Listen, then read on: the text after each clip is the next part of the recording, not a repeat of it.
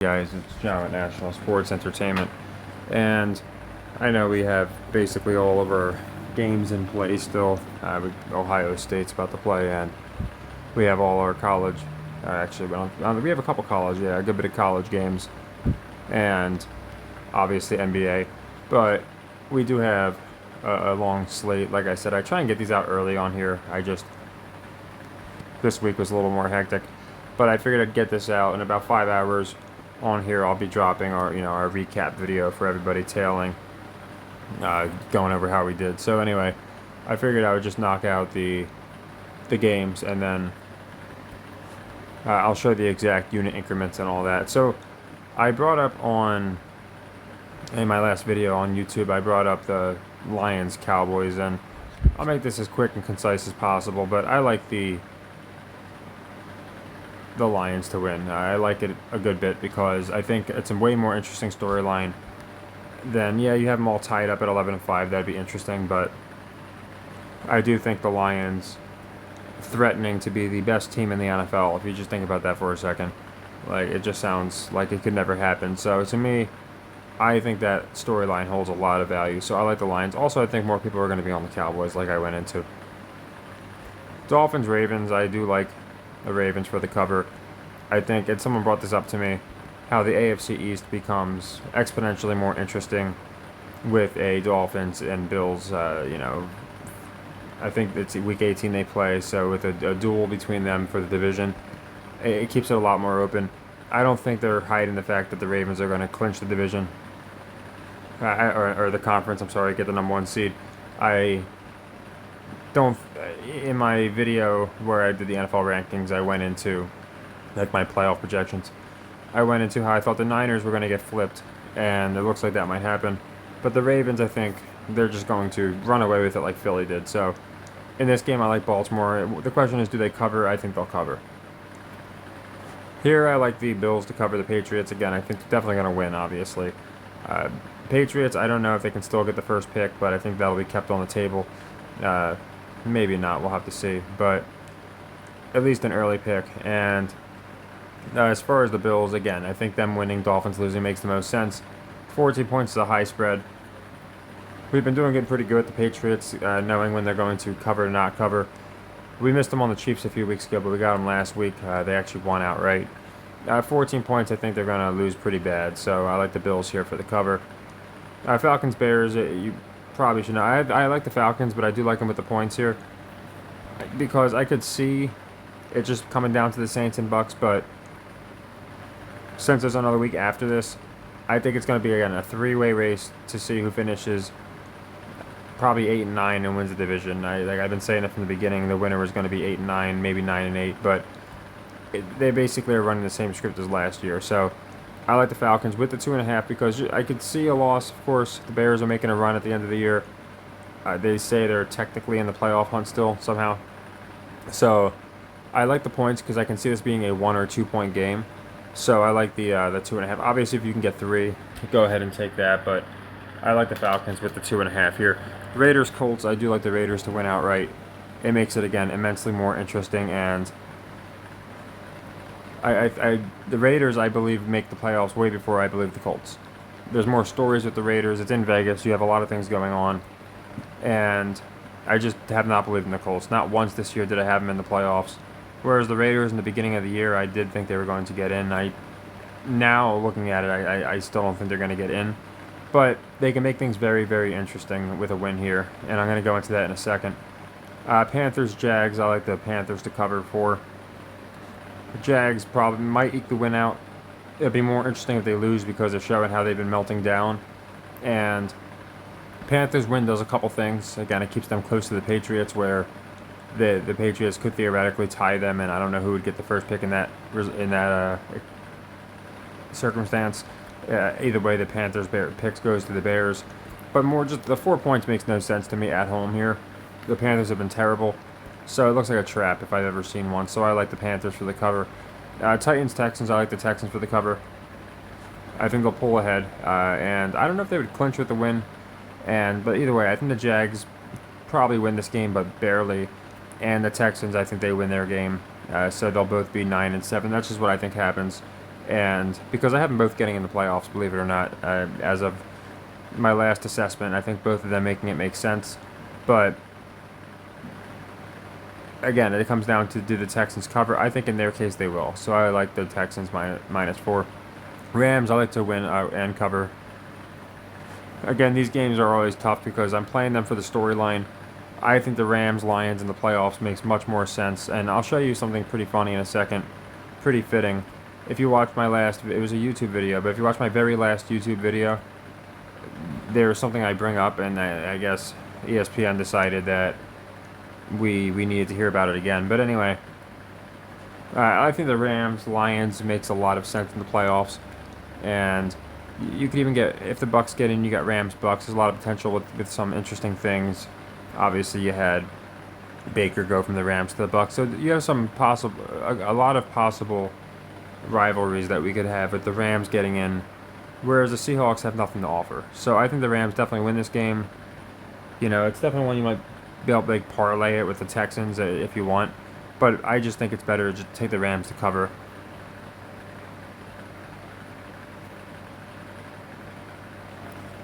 Cards Eagles, I don't have a strong read either way with these big spreads, to be honest. But I don't think 12 is big enough. It was at 14 and moved to 12. That might suggest money's coming in on the Cardinals, but I don't know. I don't really subscribe to that theory. I subscribe to the Jamal Rashad theory. If you ever, he talked about this before he basically got targeted. Yeah, quite literally got targeted. I know there were some things that he was accused of criminally. I don't know what he did and did not do, but he went into some deep stuff, and he was definitely targeted. But he went into how these lines are just a psychological number. That these lines have nothing to do with the money coming in. They are psychological to make people see the games a certain way, and I believe that. Either way, I don't look at line movement too heavily, but I will say I think the Cardinals cover this. I think most people just assume one of the best teams in the NFC is going to squash one of the worst teams in the NFC. They're at home. So I think more money will be on the Eagles. So I like the Cardinals for the cover. I thought about taking them to win, to be honest, but I was like, I think the cover's better. Saints-Bucks, you probably know. It writes itself. I think Saints win 8-8, 8-8 all around. All the 8s. They love their 8s, so we can have all that with the Falcons winning and the Saints winning, and I think that's exactly what we get. So we have a lot of action going on in the NFC South, and for a good reason. So I like that. I like the over in this game as well. I don't. I wrote down one. I think it's 42.5. These teams are not good on the over. So anytime it's set over 40, I'm going to like the over. Niners, Commanders. I like the Commanders to cover this spread. Again, it was one I looked at and thought it might have upset potential. I always like it when we can get a palindrome. So a Commanders win would make it 11-5 and 5-11. Which, if you look at down the list, almost all of these games that can happen for, not all of them, but a good chunk of them. It can happen with the Bengals, Chiefs.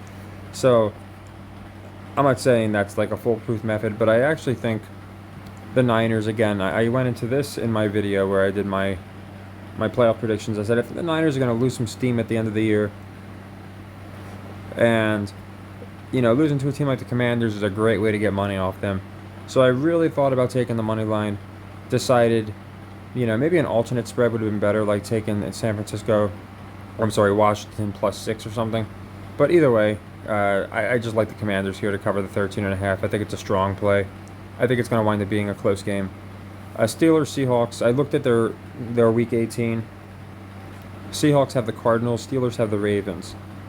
Now, Ravens might have already clinched, so it could be an interesting dynamic. I thought about the Steelers losing, because then it would be the last week would be the week for Tomlin to have his first losing season possibly, or not break that streak and go 9-8. But I think the Steelers just win. I think they are more of a draw than the Seahawks. I don't, and the Seahawks would still be alive with a loss. But I think the Steelers make more sense. Just like the Browns, I think they want to make the Steelers look strong should they get in the playoffs. I think they finish 9-8 and don't make it, but that's just my guess. But yeah, Steelers winning outright. And then I think it's our biggest upset that I've picked. I have the Bengals winning this game. Very simple. I think the Chiefs coming down to the last week, playing. I think they play the Broncos, and I think if the Broncos win out, and then so if the Broncos win, Chiefs lose, and the Broncos beat them, I think the Broncos get in, and the Chiefs are out of the playoffs. At the beginning of the year, I predicted the Chiefs were not going to make the playoffs, and while I'm not 10 toes down, as they say on First Things First, with that assessment now, I still believe they're going to get in by a pubic hair. So I think the Bengals win this game. It makes it interesting. Bengals probably fizzle out, lose the last week, don't get in. I think a team like the Texans gets in ahead of them. And Chiefs probably, win that last week, maybe get in. But I still think it's very interesting if it comes down to the final week for them to make the playoffs. You can already see, this is the longest it's taken the Chiefs to clinch since Mahomes has been quarterback. You can already see the storylines. So I like the Bengals straight up to win this game. Broncos, for the reason I just went into, I like to cover. It could be a win, no cover. I do think they want to make... I thought they were going to have Moore as their coach. I guess that didn't make any sense considering... a lot of times they'll just retain their duties as offensive or defensive coordinator and then also wear the hat of coach. But they brought in that guy, Griff Stitt, whatever the hell his name is. And he's just your stereotypical old school coach. I don't think he's going to be their coach going into next year, so I'm not as sold on him as I would be with Moore. So yeah, I think the Broncos win and cover. Again, why would you yank Russ at this point? It makes no sense outside of it's a scripted league. The backup's probably going to throw for 3 touchdowns and look amazing. And then Russ might go to, New England next year. But yeah, I like the Broncos here to cover the spread. And then, and I like the over on the Seahawks-Steelers. That's the other over I like. They both suck on the over, specifically the Steelers. And it's set over 40, so I like the over there. And finally, we got Packers-Vikings. I like the Packers to win the game. Again, it's pretty simple. Beginning of the year, Vegas was not too hot on the Vikings. They had them finishing possibly last in the division. And I brought this up in my video, and, at the time, a couple people said I was crazy because I had the Chiefs missing the playoffs, and I had the Bears finishing ahead of the Vikings. And although I do have the Bears losing this week, they're only a game behind them, so they could finish tied for last in the division. And I think they're going to give Love his, no pun intended, love. And the Vikings are going to do a little bit of a soft rebuild. I don't think they're bringing back Kirk Chains. I think they tried that. It didn't work. He's got a cult following of a small group of fans. He's not a major draw. So they might draft somebody or do something, let somebody fall in the draft. But yeah, I like the Packers to win that game. Now, there's 2 things. First, I want to cover this real quick because I just find it very interesting. I went into this just in my last video, and you can see ESPN Bet just loves to. They tell us not to gamble responsibly, but at the same time, they're telling us not to put money on Lamar. You know what that means, guys. Empty the bags out. Sell your trust funds, whatever you got to do. Sell your NFTs. He's winning MVP. ESPN Bet said he's not going to. And you can see, at the beginning of the year, I told people to pick DeMar Hamlin to win comeback player. He was sitting at minus 200. But it's NFL is the biggest virtue signaler, one of the biggest virtue signaling companies I've ever seen. This guy, just because of the whole story behind him, even though we haven't even seen him all year, he's probably going to win comeback player of the year still. So they'll say it's unfair to Flacco, of course, but there's so many other guys that should be on this list too if you think about it, but it's pretty laughable. Now, this is what I wanted to show you guys. This was literally tweeted out, and NFL, I think it was NFL on ESPN, wrote, "Imagine if it plays out this way, fire emoji," like a day and a half ago. They did this exact post, and I responded to it, and I said, well, it looks like they're really planting the seeds, aren't they? So sure enough, I guess they thought, we didn't get enough engagement on the last time around. Let's remind these mouth breathers that imagine if Flacco goes up against his former team. So I do find that very interesting, and I think it means we're on to something because we literally will predict these games based off of stories, possible seeds being planted, and then they go out of their way to confirm it, like, oh yeah, don't forget, this could happen. So I think we're going to see the same thing with the Rams and the Lions and some other teams. Hill and Mahomes are being a little quiet about, maybe because they're trying to push the possible Chiefs meltdown. But either way, here's the increments Lions is going to be a leg 2 for 2 units. That'll be a nice profit because, again, it's at plus 210. So as we increase our leg from leg 1, 2, 3, the profit increases. The Bills covers a leg 1. The Ravens covers a leg 1. The Falcons win is a leg 3 for 4 units. I just don't think they lose and get eliminated. I think it comes down to the final week. Raiders beat Colts. I almost picked that as a leg 3, but I decided we'll just run it as a leg 2. We don't have that many open leg 3 sequences. Of course, that can change between today and Sunday, but I still like the Raiders leg 2. The Panthers cover. Again, looks like a trap, so that's going to be a leg 2 for 2 units. Texans, I never really have a great read on them, or the Titans, so that's a leg 1 for 1 unit. And the Rams, Giants is the same, leg 1 for 1 unit. Cardinals cover is going to be a leg 1 for 1 unit. The Saints to win again. It's kind of tethered to the Falcons. Like I said, we have a lot of action in the NFC South, so I think that's worthy of a leg 3 for 4 units. The Commanders cover leg 1, 1 unit. I know I like it, but the Niners, I've admittedly been awful with the spread this year.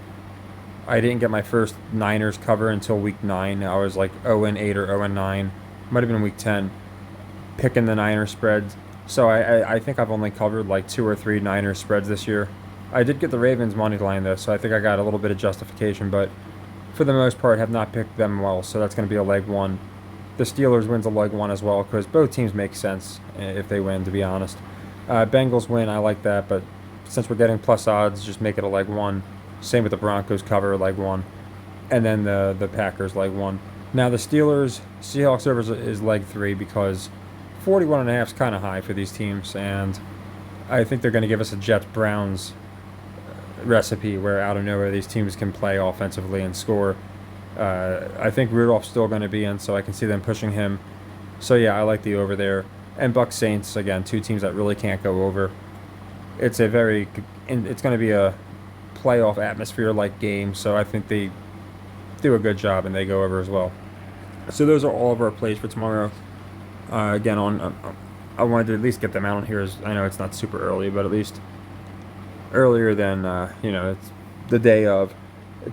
Going like next week, I'll have them back out Tuesday, Wednesday on here, and then I usually upload them around this time, Friday, Saturday on YouTube. But I thought, again, we had so much going on that I figured we would go into all of our plays just now, because we'll be covering the recap. Obviously, we have a lot of games for tonight that we played, so we'll be covering them in my video in a few hours, and all of tomorrow's plays, which we have a lot tomorrow. That's why I wanted to knock this out now.